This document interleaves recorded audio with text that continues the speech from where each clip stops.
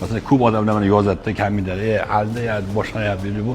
Qo'qonlik tabib qamaldi. Bugun 17-dekabr kuni jinoyat ishlari bo'yicha Qo'qon shahar sudining qarori bilan qo'qonlik tabib Iqbol Saliyevga 10 sutka ma'muriy qamoq jazosi tayinlandi. Shunaqa gaplarni gapiradi, boshim O'zini Biyonur sohibi deb da'vo qilayotgan tabib ma'muriy javobgarlik to'g'risidagi kodeksning 59-5-moddasi xalq tabobati to'g'risidagi qonunchilikni buzish 3-qismida nazarda tutilgan huquqbuzarlikni sodir etgan deb topildi. Sudning qaroriga ko'ra unga 10 sutka ma'muriy qamoq jazosi qo'llanildi. Birinchi instansiya sudining qarori ustidan taraflar qonunda belgilangan tartibda va muddatda Farg'ona viloyati sudining jinoyat ishlari bo'yicha sudlov hay'atiga apellyatsiya kassatsiya tartibida shikoyat berish va protest keltirishga haqliligi ma'lum qilindi. Bunga qadar ham tabibga 2025-yilning 10-yanvar kuni jinoyat ishlari bo'yicha Qo'qon shahar sudining qaroriga muvofiq ma'muriy javobgarlik to'g'risidagi kodeksning tegishli moddalari nazarda tutilgan jinoyatlarni sodir etganlikda aybli deb topilib, unga bazaviy hisoblash miqdorining 20 baravari miqdorida ma'muriy jarima solingandi.